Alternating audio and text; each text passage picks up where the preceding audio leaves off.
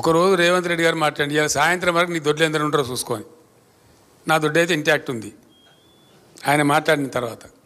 ఇది కూడా అంతే ఉంది. రెండవది, ఈయననే బీజేపీలకు జంపు కొడతాడని కాంగ్రెస్లోనే చాలా అనుమానాలు ఉన్నాయి డెఫినెట్గా. ఎందుకంటే ఆయన కేసులు కొలిక్కి వస్తున్నాయి. ఓటుకు నోటు కేసు ఏదైతే ఉందో అది భయంకరమైన కేసు.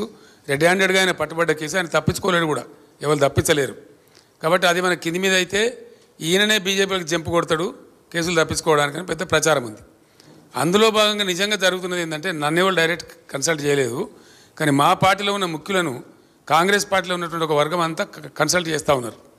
కన్సల్ట్ చేయడంగా స్పష్టంగా చెప్తున్నారు సంఖ్యతో సహా, అన్న మేము 26 నుంచి 33 మంది ఎమ్మెల్యేలు రెడీగా ఉన్నాము, మేము కలుస్తాము, ఇద్దరం కలిసి గవర్నమెంట్ ఫామ్ చేద్దామని చెప్తున్నారు. మరి రేవంత్ రెడ్డి తదాస్తు దేవతలు ఉంటారు పైన, మరి అటు నుంచి ఇటు వస్తారో ఇటు నుంచి అటు పోతారో చూద్దాం ఏం జరగబోద్దు. పారాగాన్ చెప్పులు లేకుండా నేనుంటినా రేవంత్ రెడ్డి ఉండినా ప్రజలకు తెలుసు కదా. పారాగాన్ చెప్పులు లేకుండా ఎవరు అనేది అందరికీ తెలుసు కదా దేశంలో. ఎవరు భూ కబ్జాదారు, ఎవరు బ్లాక్ మెయిలరు, ఎవరు ఓటుకు నేటు కేసులో పట్టుబడ్డరు, ఎవరు దొంగ దందాలు చేసినారు, ఎవరు భూమాఫియా అందరికీ తెలుసు రాష్ట్రంలో. మాకు పారాగాన్ చెప్పులు లేని ఫ్యామిలీ అండి మాది. ఓకే, మరి చాలా సంతోషం. షెడ్లో ఉన్నది కదా కారు, ఎంత బలంగా వస్తుందో దాని తాటికి రేవంత్ రెడ్డి ఎక్కడ కొట్టుకపోతాడో మీరు నేను ఇద్దరం చూద్దాం. సింపుల్ ఈజ్ ద ఇష్యూ అండి. ఢిల్లీ లిక్కర్ స్కామ్ అనేది నరేంద్ర మోడీ సృష్టించినటువంటి ఒక రాజకీయ కుంభకోణం. It's a reverse political scam. అందులో ఏం లేదంత పట్టితే గ్యాస్. ఇవాళ వరకు ₹1 రికవరీ చేయలే, ₹1 కూడా రికవరీ చేయలేదు. ఎవరి నుంచి ఎవరికి మనీ లాండరింగ్ అయిందో, ఎవరి నుంచి ఎవరు తీసుకున్నాడో ఎవరికి తెలియదు. అది ఢిల్లీ స్టేట్ లిక్కర్ పాలసీని స్కామ్ కింద చిత్రీకరించి మేమిద్దరం అండి, ఆయన కంట్లో నర్సులాగా ఉన్నోళ్ళం, అరవింద్ కేజ్రీవాల్ నేను, ముక్కులో కోయలాగా ఉంటే మేము ఏం చేసినాం మేము. ఆయన మాకు 104 మంది ఎమ్మెల్యేలు మా సంఖ్య ఉండి, అప్పుడు మజ్లిస్ ఎమ్మెల్యేలు 7 మాకు సపోర్ట్ ఉండే టైంలో 119లో 111 మంది మేము ఉన్నాం ఇక్కడ. అయినా ఆయన ఏజెంట్లను పంపించండి ఇక్కడికి, ఈ గవర్నమెంట్ టాపులు చేయాలని కూలగొట్టాలి రాష్ట్ర ప్రభుత్వాన్ని ఆయన ఏజెంట్లను పంపించి ఇక్కడ బేరాలు చేశారు. వాళ్ళని పట్టి నిర్బంధించి నేను జైల్లో వేసిన. ఇక్కడ వేయడమే కాదు, ఆ ఏజెంట్లను పంపించిన మూల సూత్రధారి బిఎల్ సంతోష్, ప్రధానమంత్రికి రైట్ హ్యాండు, జాతీయ కార్యదర్శి, ఆయనను పట్టుకరమని చెప్పి ఢిల్లీ సెంట్రల్ బీజేపీ ఆఫీస్ మీదకి మన పోలీసులను పంపించిన నేను. ఆయన పట్టుకరావడానికి పోయిన తెలంగాణ పోలీసులు, తప్పించుకున్నాడు ఆయన. అది వాళ్ళ మా మీద కోపం. ఆ కక్ష మనసులో పెట్టుకొని అటు అరవింద్ కేజ్రీవాల్ను ఇటు నన్ను రాజకీయంగా ఒత్తిడి చేయాలని చెప్పి అటు కేజ్రీవాల్ని అరెస్ట్ చేసిండ్రు, ఇటు నా కూతురుని అరెస్ట్ చేసిండ్రు.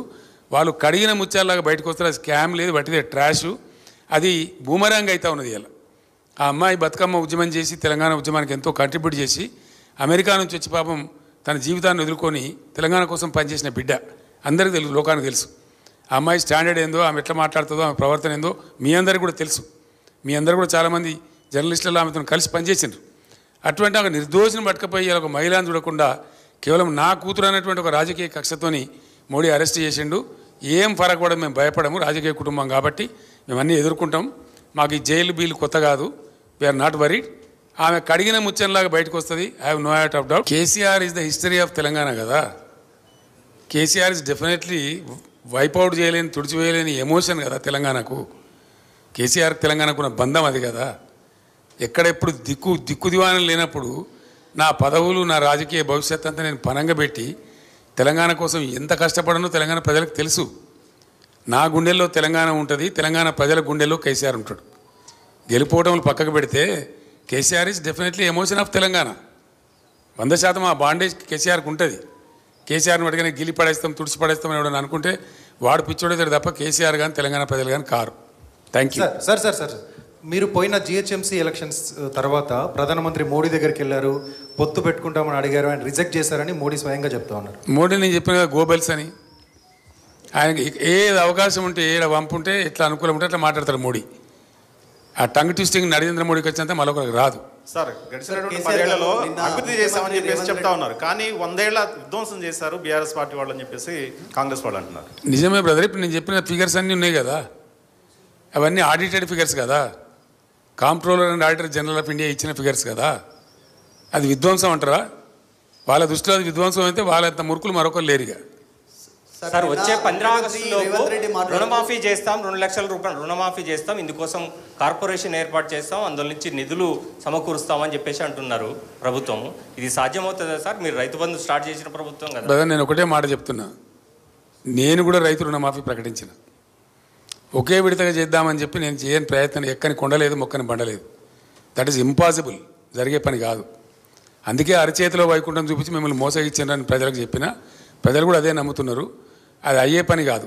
ఎందుకంటే ఇప్పుడు ఈయన రైతు భరోసా వేయాలి, నెక్స్ట్ ఏయన్నా 4 విడతల డిఏ ఇప్పుడు విడుదల చేయాలి, 51% ఫిట్మెంట్ ఉద్యోగస్తులు అడుగుతున్నారు, అవి ఇవ్వాలి, మళ్ళీ 40,000 కోట్ల రుణమాఫీ ఇవ్వాలి. ఎక్కడికి వెళ్ళి చేస్తారండి? ఎవరిని మోసపుస్తాడు ఈయన?